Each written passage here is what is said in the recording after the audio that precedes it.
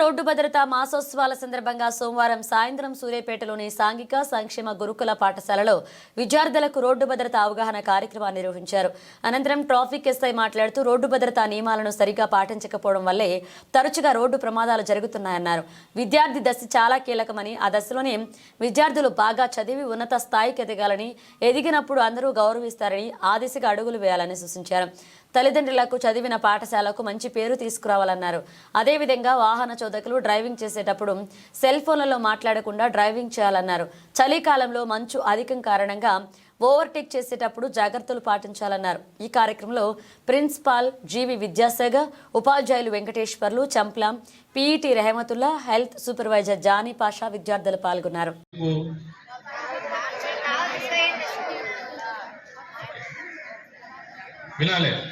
Drunk and drive చేయడం వల్ల science students ఉన్న నార్మల్ ఎవరికైనా అర్థమవుతుంది. ఆల్కహాల్ అనేది ఎక్కడ పనిచేస్తుంది?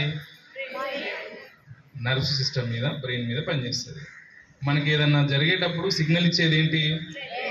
బ్రెయిన్. ఆల్కహాల్ తాగితే బ్రెయిన్ పనిచేయడం మానేస్తుంది, అది కూడా మంచిగా నిద్రపోతుంది. నిద్రపోయినప్పుడు ఏమైంది? యాక్సిడెంట్స్ అయితే చనిపోతారు. అర్థమైందా? నెక్స్ట్ కారులో ప్రయాణం చేసేటప్పుడు తీసుకోవాల్సిన జాగ్రత్తలు. Very good. అవునా సార్? మీరు సీట్ బెల్ట్ పెట్టుకోవాలి. ఎందుకు పెట్టుకోవాలి? లోపలనే ఉంటారు కదా, కారు లోపల ఉంటుంది. యాక్సిడెంట్ జరిగినప్పుడు ప్రతి కారు కూడా రోడ్ ఎయిర్ బ్యాగ్స్ ఉంటాయి, కానీ అది ఓపెన్ కావాలంటే ఒక లింక్ ఉంటుంది. సీట్ బెల్ట్కు దానికి కనెక్షన్ ఉంటుంది, సెన్సార్ ఉంటుంది. నువ్వు అది పెట్టుకుంటేనే యాక్సిడెంట్ జరిగినా కూడా మన ఎయిర్ బ్యాగ్స్ ఓపెన్ అయ్యి సేఫ్టీగా ఉంటారు. కారులో ఉన్నప్పుడు కూడా సెల్ ఫోన్ డ్రైవింగ్ చేయకూడదు. ఓకేనా? సో ఇలా మనం రోడ్డు మీద ప్రయాణం చేసేటప్పుడు ఈ సేఫ్టీ మెజర్స్, సేఫ్టీ ప్రికాషన్స్ తీసుకుంటే రోడ్ యాక్సిడెంట్స్ అనేవి తగ్గించగలుగుతాం. మనము మంచిగా వెళ్ళిన అవతల వాళ్ళు మిస్టేక్లో వస్తే అది సెకండరీ. అట్లాగే రాంగ్ సైడ్ డ్రైవింగ్ చేసిన మీరు కూడా మీ పేరెంట్స్ స్కూల్కి తీసుకొచ్చేటప్పుడు, పండుగలకి ఇంటికి పోయినప్పుడు రైన దగ్గర ఉంది అని చెప్పేసి లెఫ్ట్ సైడ్లో పోవాల్సింది రాంగ్ సైడ్లో వచ్చారనుకో, అప్పుడు కూడా యాక్సిడెంట్స్ అవుతాయి. కాబట్టి రాంగ్ సైడ్ డ్రైవింగ్ కూడా చేయొద్దు. ఇవన్నీ బండి ఉన్నప్పుడు మనం ట్రాన్స్పోర్టేషన్ చేసేటప్పుడు తీసుకోవాల్సిన జాగ్రత్తలు.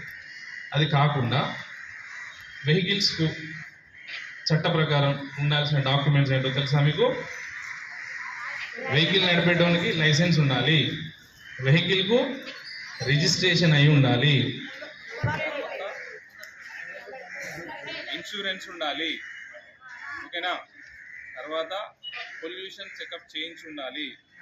ఇవన్నిటికంటే మోస్ట్ ఇంపార్టెంట్ బండికి నంబర్ ఉండాలి. Very good. బండికి నంబర్ ప్లేట్ కంపల్సరీ. ఓకేనా? మీరు ఒకవేళ బండి మీ పేరెంట్స్తో కానీ, మీ అన్నలతో కానీ, మీ మామలతో కానీ బండి ఎక్కినప్పుడు ఈ సేఫ్టీ రూల్స్ పాటించేలా చూసుకోవాలి. ఓకేనా? పాటించకపోతే ఏమవుతుంది? జరిగిన యాక్సిడెంట్లలో చనిపోయిన కొంతమంది చనిపోతారు కదా, ఆ చనిపోయిన వాళ్ళ దాంట్లో పర్సెంటేజ్ తీస్తే హెడ్ డ్యామేజ్ అంటే హెడ్కు దెబ్బ తగిలి బ్రెయిన్ ఇబ్బంది జరగడం వల్ల చనిపోయిన వాళ్ళే ఎక్కువ. అంటే మన పార్ట్లో ఏదైనా పార్ట్కు దెబ్బ తగిలితే రికవరీ అవ్వడానికి అవకాశం ఉంటుంది, బట్ తలకు దెబ్బ తగిలితే ఇబ్బంది అవుతుంది, రికవరీ అవ్వడం కష్టం. అర్థమైందా? ఏదన్నా పార్ట్ కుండ తీసుకోండి, అది పగిలింది అనుకోండి, దానికి కొంత ఎంసీలు గమ్ము అదేదో పెట్టి అతికిస్తారు. అతికిచ్చినట్టుగానే పనిచేస్తుంది, అప్పుడప్పుడు లీక్ అవుతూ ఉంటుంది. మన తల కూడా అంతే ఉంటుంది. కాబట్టి మన 2 వీలర్స్లో వెళ్ళే వాళ్ళు ఖచ్చితంగా హెల్మెట్ పెట్టుకోవాలి. పెట్టుకుంటే సేఫ్టీ జాగ్రత్తగా ఉంటుంది. అట్లాగే సెల్ ఫోన్ డ్రైవింగ్ చేస్తే ఏమవుతుంది? ఎందుకు అవుతుంది? ఎస్, ఒక వెహికల్ నడపాలన్నా మనం రోడ్డు